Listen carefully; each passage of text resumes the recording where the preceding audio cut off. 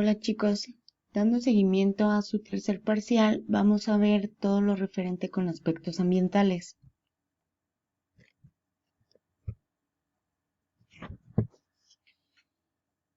Y todas las actividades humanas tienen influencia en el entorno en el que se desarrollan, de modo que las empresas, como consecuencia de su misma actividad, repercuten en el medio ambiente, generando un impacto, ya sea negativo o positivo, en mayor o menor medida. Y este impacto influye directamente en el agua. Por ejemplo, si consumimos agua, pues también generamos aguas residuales. Influye en la flora al utilizar todos los recursos que nos dan, como los bosques, pues el impacto es deforestación.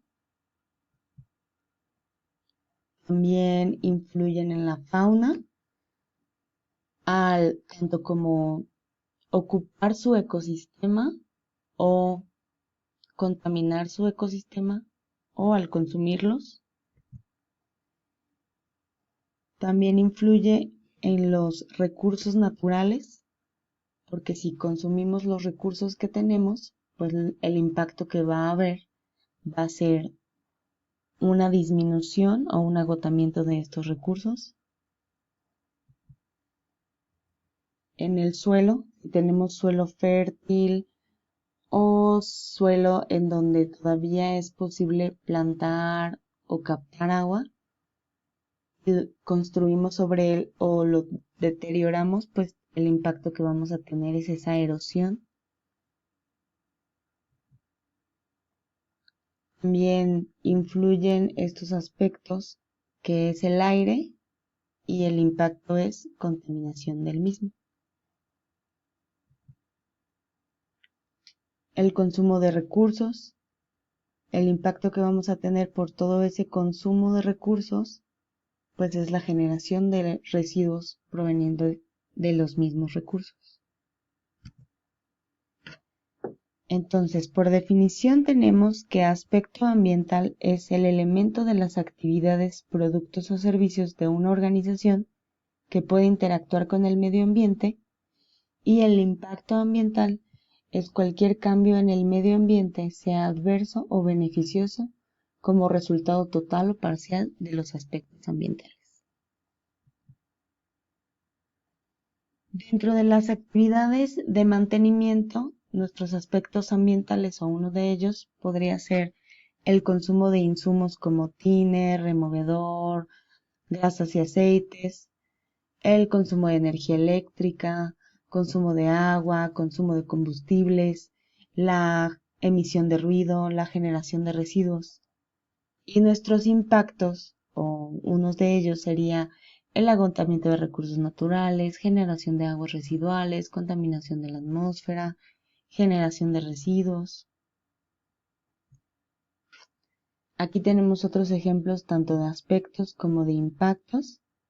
Aspectos ambientales, pues es generación de olores, uso de publicidad exterior visual, consumo de materias primas, de elementos de insumos, consumo de energía, consumo de agua, consumo de combustible, aprovechamiento de recursos naturales, generación de emisiones, emisión de ruido, generación de vertimientos, generación de residuos, derrames y uso de productos químicos.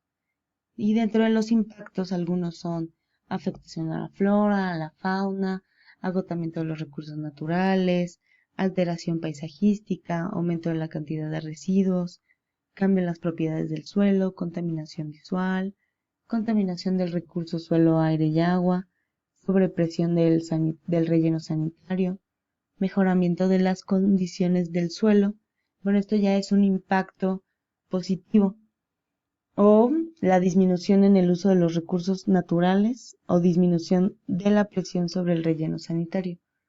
¿Por qué? Porque así como podemos hacer un impacto negativo, también podemos tener un impacto positivo. ¿Y por qué es importante saber nuestros aspectos ambientales? Pues para que las organizaciones, las industrias, identifiquen sus aspectos ambientales derivados de sus actividades, puedan tener y establecer las acciones para actuar y minimizar su impacto. Por ejemplo, reutilizando, reduciendo, gestionando bien sus residuos, haciendo campañas de reforestación, utilizando energías alternativas, teniendo una planta de tratamiento de aguas residuales, haciendo composta, reduciendo o eficientizando el uso de los productos que utilizan dentro de la industria o de las organizaciones.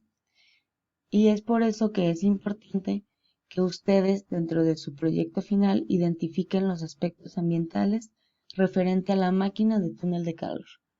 Algunos o el que podemos identificar rápidamente, pues es el consumo de energía eléctrica.